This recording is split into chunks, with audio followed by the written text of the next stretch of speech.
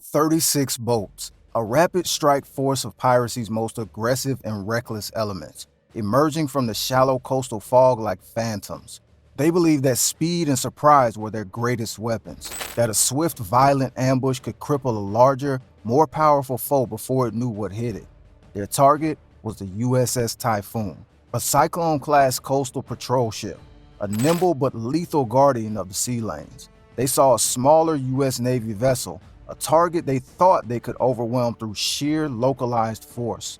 They thought their coordinated rush would lead to a quick capture and a political nightmare for America. They were about to learn that the United States Navy does not classify its ships by size, but by purpose. And the purpose of the USS Typhoon was to bring a storm of fire to anyone foolish enough to challenge it. The pirates didn't know what was waiting for them.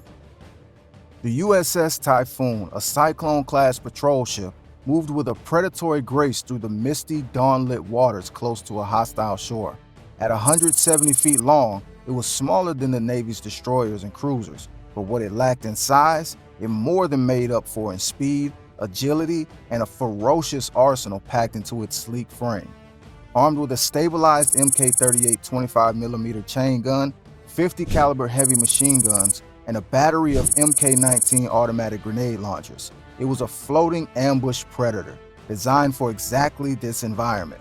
Its mission was interdiction, to patrol the shallow, contested coastal zones where larger ships dared not go, to sniff out smuggling operations, and to serve as a visible, persistent deterrent.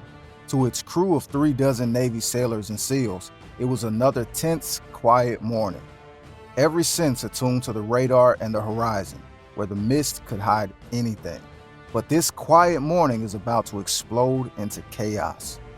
The first warning wasn't electronic, it was visual. A lookout on the starboard wing spotted the faint, dark shapes first. Contact! Multiple contacts! Dead ahead in the fog! The radar, confused by the clutter of the coastline and the weather, had been blindsided. In an instant, the world erupted. 36 pirate skiffs, their engines suddenly screaming at full throttle, materialized from the bank of fog less than 500 yards away. They had been lying in wait, silent and invisible, using the environment as their cloak.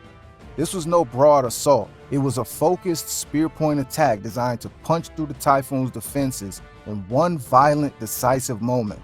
Their strategy was one of shocking, point-blank violence.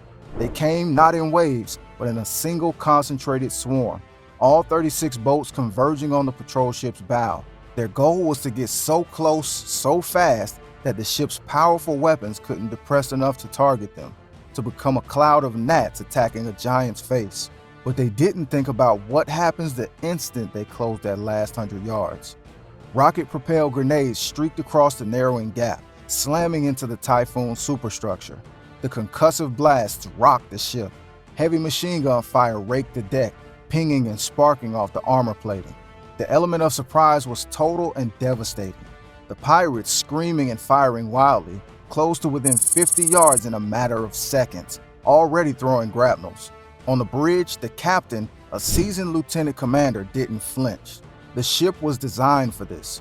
"All stations, repulse boarders, light them up, now!" he yelled, his voice cutting through the chaos. The response was instantaneous and deafening. The Typhoon didn't try to turn. It stood its ground and became a fortress of fire. The forward Mk-38 25mm chain gun, computer stabilized and lethal, whirred to life. It didn't just fire. It hosed the oncoming swarm with high explosive shells. The first 3 pirate boats were literally torn apart in seconds, their splintered remains vanishing in violent geysers of water and flame. And that wasn't even the most brutal part.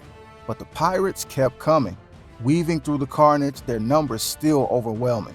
This was the moment they had banked on, getting inside the ship's weapons umbrella. They were now so close that the main gun couldn't track them. They thought they had won. They were wrong. This was when the Typhoon's secondary arsenal came online. From behind reinforced gun shields on both port and starboard sides, sailors opened up with Mk-19 automatic grenade launchers. The thump, thump, thump of 40mm high explosive grenades added a new bass note to the symphony of destruction. The grenades rained down on the tightly packed skiffs, and the resulting explosions were catastrophic. Boats vanished into fireballs, their fuel and ammunition cooking off in secondary detonations that engulfed their neighbors. Simultaneously, Navy SEALs stationed on deck added their own presence,